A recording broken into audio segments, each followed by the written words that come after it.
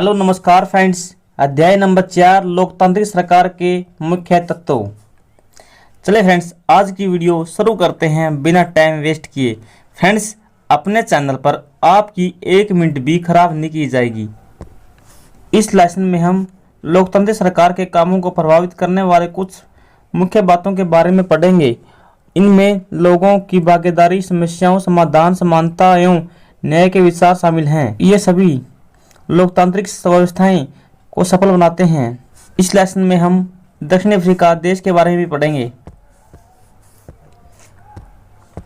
ये विश्व का मैप है। यहाँ पर भारत है और यहाँ पर दक्षिण अफ्रीका है। दक्षिण अफ्रीका एक ऐसा देश है जहाँ कई प्रजातियों के लोग रहते हैं। कौन से? श्वेत, जिन्हें गोरे बोलते हैं, अश्वेत जिन्हें काले बोलते हैं, जिनका त्वचा का रंग सांवला है, जैसे हम भारतीय हैं तो उन्हें भारतीय बोलते हैं।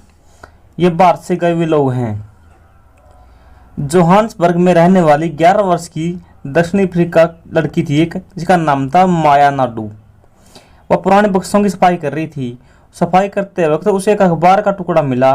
उस टुकड़े में तस्वीर थी किसकी? हेक्टर की और पीटरसन की। उसने पूछा, माँ ये कौन है? उसकी माँ ने बताया कि इनको गोली मार दी थी पुलिस ने।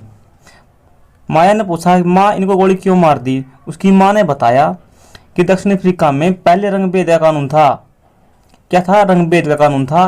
रंगभेद का मतलब होता है त्वचा चमड़ी के रंग पर आधार पर भेदभाव। यहाँ से आप प्रश्नों के ध्यान में रखेंगे, एग्जाम में आ सकता है जोहान्सबर्ग कहाँ पर है और श्वेत, अश्वेत और सांवली त्वचा के लोग कहाँ पाए जाते हैं, जिन्हें भारतीय कहा जाता है, अफ्रीका में पाए जाते हैं।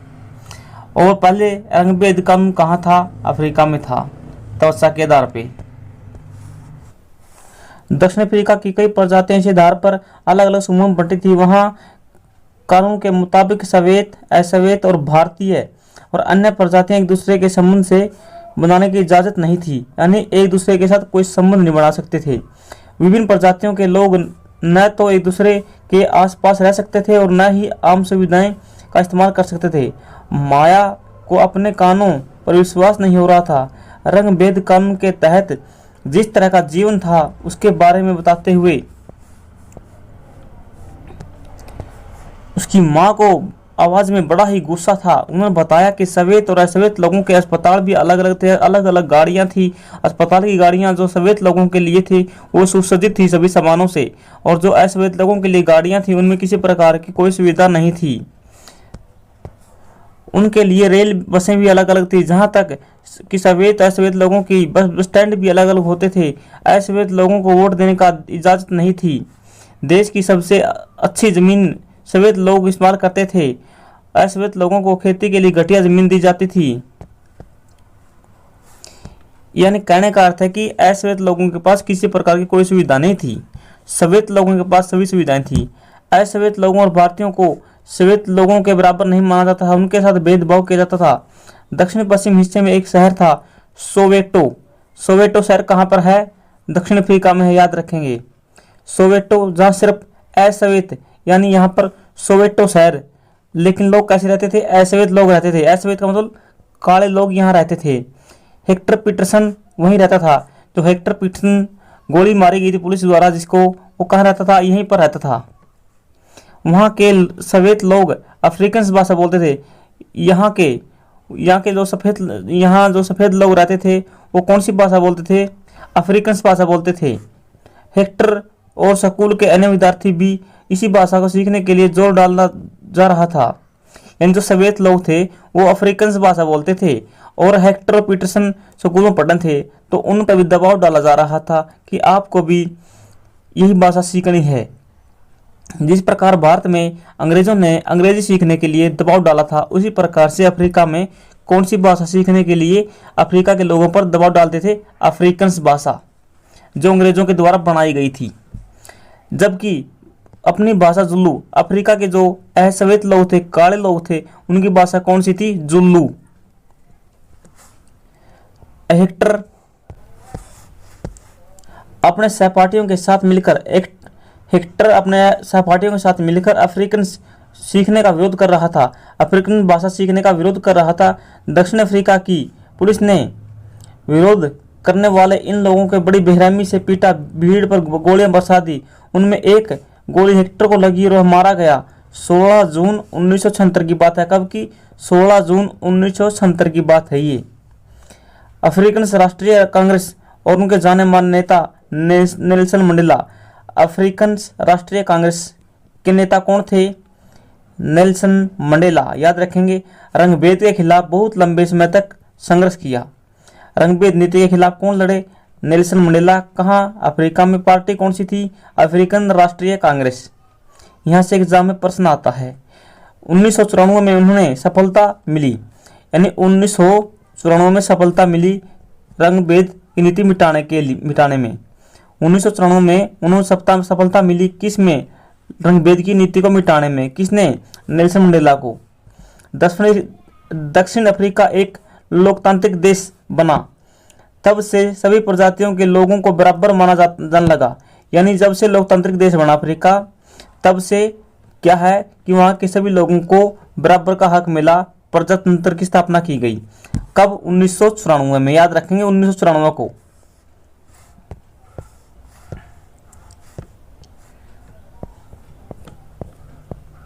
हमारे यहाँ नियमित रूप से चुनाव होते हैं। भारत की बात है ये। आपने पिछले पाठ में पढ़ा है कि लोकतंत्र में लोग निर्णय लेते हैं। लोकतंत्र में निर्णय कौन लेते हैं? लोग होते हैं।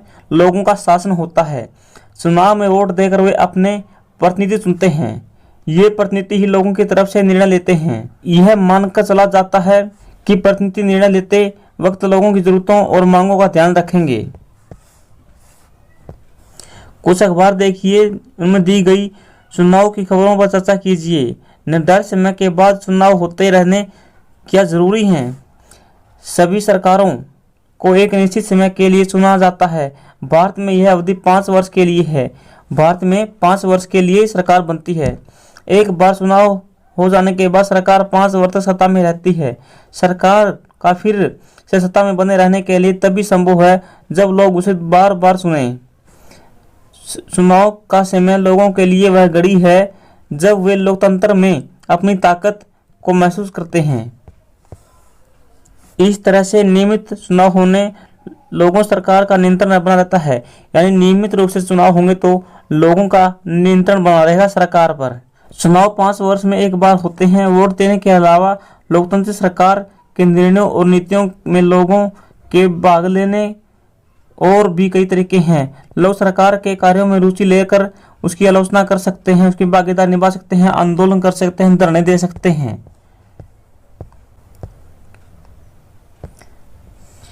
अगस्त 2005 में, कब? अगस्त 2005 में सरकार ने बिजली के किराया बढ़ा दिया था। लोगों ने अपना विरोध बहुत तीखे रूप से किया। जुलूस निकाले, हस्ताक्षर अभियान चलाया, धरने दिए, प्रदर्शन किए। सरकार ने अपने निर्णय के बीच में तर्क दिया कि लोगों को समझाने की कोशिश की, लेकिन अंततः उसने लोगों की मांग माननी पड़ी और बिजली बढ़ाए गए दामों को घटाना पड़ा। सरकार को अपना निर्णय बदलना पड़ा। क्या वह आम जनता के प्रति जिम्मेदार है? क्योंकि वह आम जनता के प्रति जिम्मेदार है। कौन? सरकार, क्योंकि जनता के द्वारा ही सरकार को चुना गया है। 2005 में आपको याद है, एक हमने पहले पढ़ा था। क्या पढ़ा था 2005 में? कि जो हिंदू अधिनियम बिल है पास हुआ था। कब? 2005 में।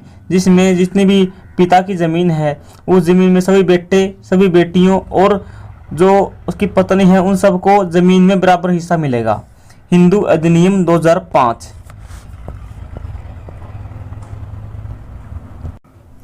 Not important. ऐसे कई तरीके हैं जिनके द्वारा लोग अपनी राय व्यक्त कर सकते हैं और सरकार को यह समझाया सकते हैं कि उसे क्या कार्रवाई करनी चाहिए। इन तरीकों में धरना, जुलूस, हड़ताल, हस्ताक्षर अभियान आदि शामिल हैं।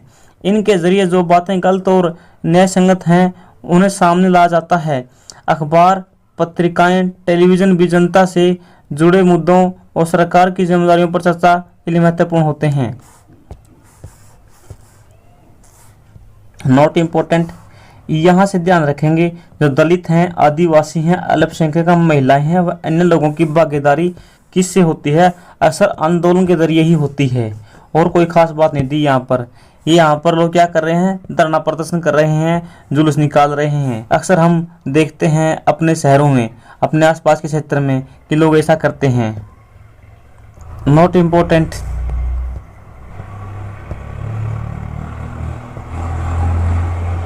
विवाद कब उभरते हैं जब संस्कृति, धर्म, क्षेत्र, आर्थिक पृष्ठभूमियों के लोग एक दूसरे के साथ तालमेल नहीं बिठा पाते। ऐसा तब भी होता है जब कुछ लोगों को लगता है कि उनके साथ भेदभाव किया जा रहा है। लोग अपने विवादों को खत्म करने के लिए हिंसात्मक तरीके भी अपनाते हैं, जिससे अन्य लोगों में भय और असुरक्षा की भावना फैल जाती है। सरकार की जिम्मेदारी होती है कि वह विवादों का समाधान करे। धार्मिक जुलूस और उत्सव कई बार समस्या का कारण बन जाते हैं। हाल ही में हनुमान जयंती मनाई गई थी तो कई राज्यों में बहुत बार झगड़े हुए थे और जिस कारण से एक धार्मिक आंदोलन फैल गया था। कब की बात है, 2023 की बात है ये। उदाहरण के लिए धार्मिक जुलूस किस रास्ते से निकाले जाएं, यही कारण है कि विवाद का बन जाता है। कई बार हिंसा भड़कने का खतरा रहता है। कभी कभी जुलूस के लोग उत्तेजित हो जाते हैं, कभी लोग जुलूस पर पत्थर फेंकने और या उससे रोकने की कोशिश करते सकते हैं। सरकार, खासकर पुलिस, ऐसे मौकों पर बहुत महत्वपूर्ण भूमिका निभाती है। पुलिस की जिम्मेदारी है कि सुनिश्चित करे कि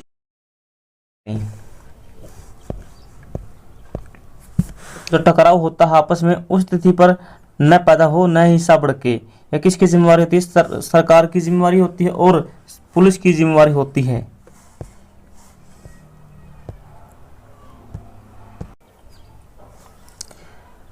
नदियां भी कई बार विवाद का कारण बनती हैं। कुछ नदियां एक से अधिक राज्यों से बहती हैं।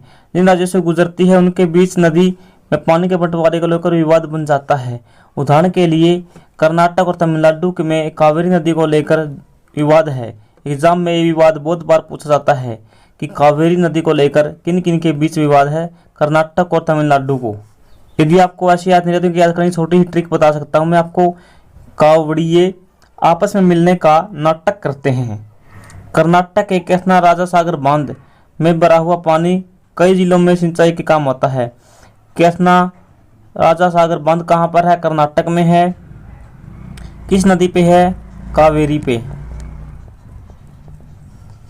इस पानी में बेंगलुरु शहर को भी जरूरतें पूरी होती है। बेंगलुरु शहर की जरूरतें कौन सा बांध पूरी करता है? कृष्णा राजा सागर।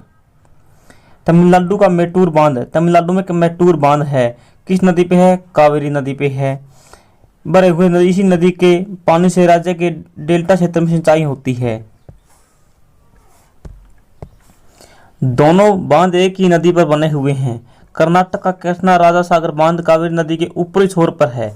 मान लीजिए यह नदी यहाँ से आती है, यहाँ पर है कर्नाटक का कृष्णा बांध है और यहाँ पर है मेट्टूर बांध। तब जब इस बांध से पानी छोड़ेंगे तभी तो पानी इसमें आएगा। इसी कारण विवाद का कारण है। तमिलनाडु कहता है कि जो कर्नाटक है कृष्णा सागर बांध से पानी कम छोड़ता है हमारे लिए, मेट्टूर बांध में पानी कम आता है।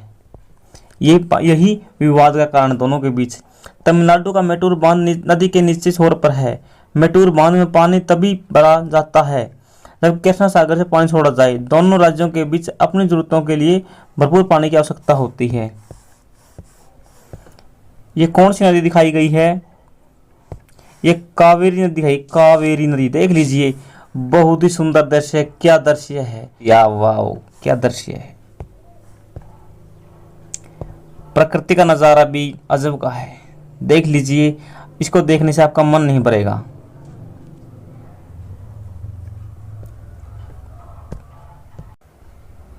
समानता एवं न्याय लोकतंत्र सरकार के मुख्य विचारों में से एक है। न्याय एवं समानता के प्रतिबद्ध वचनबद्ध होना चाहिए। न्याय एवं समानता एक दूसरे से अलग नहीं है।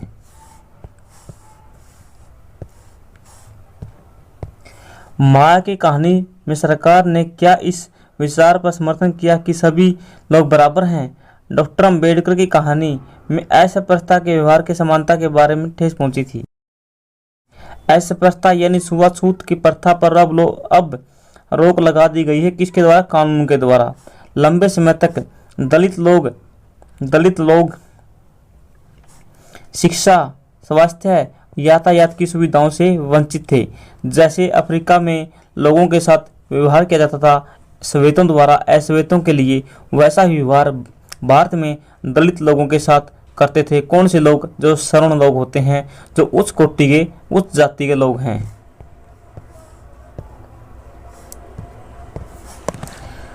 सार्वजनिक मंदिरों में घुसने नहीं देते थे, यानी जो दलित लोग हैं, दलित लोगों को, जो ब्राह्मण लोग हैं, ये अपने मंदिरों में नहीं घुसने देते थे।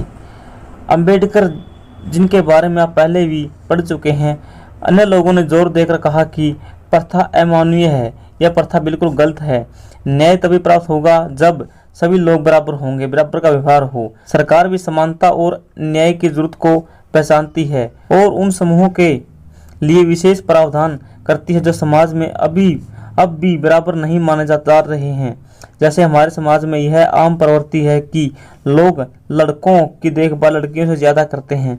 इसका मतलब यह है कि समाज में लड़कियों को उतना महत्व नहीं देते हैं जितना कि लड़कों को दिया जाता है, जिससे लड़कियों और अपने साथ में होने वाले अन्याय के छुटकारा पा सकें, जिससे लड़कियां अपने साथ अन्याय होने वाले छुटकारा पा सकें। इसके लिए सरकार ने प्रावधान किए हैं। उदाहरण स्वरूप सरकारी स्कूल और कॉलेज में लड़कियों की फीस खत्म कर दी गई है और कम करने का प्रावधान है, और अब तो लड़कियों के लिए यात्रा फ्री कर दी गई है। बस यात्रा बिल्कुल फ्री है लड़कियों के लिए।